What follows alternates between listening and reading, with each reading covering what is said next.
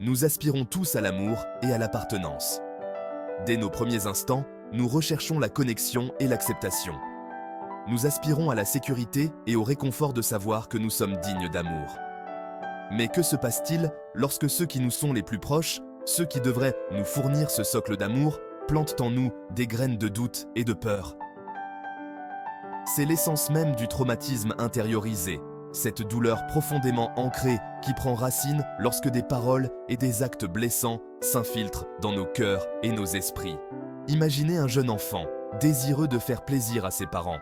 Il recherche leur approbation, une validation dans leurs yeux. Maintenant, imaginez cet enfant constamment critiqué, ses efforts accueillis avec dédain ou indifférence. La piqûre de chaque parole blessante, de chaque geste méprisant, érode sa confiance en lui. Ces expériences, surtout pendant les années formatrices, peuvent créer des blessures profondes qui persistent jusqu'à l'âge adulte. L'impact d'un tel traumatisme s'étend bien au-delà de la douleur initiale.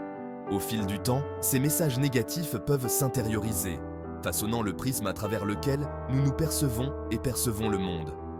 Nous pouvons commencer à croire que nous ne sommes pas dignes d'amour, que nous sommes imparfaits ou déficients. Le traumatisme intériorisé peut se manifester de multiples façons. Il peut se manifester dans nos relations les plus proches, nous conduisant à reproduire des schémas familiers de souffrance et de déception.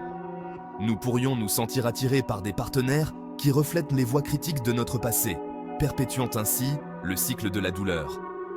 Les blessures d'un tel traumatisme peuvent également se manifester par une peur profonde du rejet. Nous pouvons devenir hypersensibles à la critique, recherchant constamment le réconfort des autres.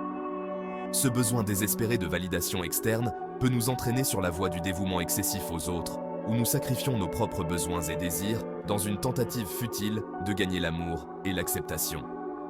Le traumatisme intériorisé peut également se manifester par une tendance à l'auto-sabotage. Nous pourrions inconsciemment miner notre propre succès ou notre bonheur, craignant de ne pas le mériter. Cela peut se manifester par la procrastination, le doute de soi. Briser le cycle du traumatisme peut sembler intimidant, mais c'est tout à fait possible. Tout d'abord, il est important de reconnaître les schémas qui nous maintiennent bloqués.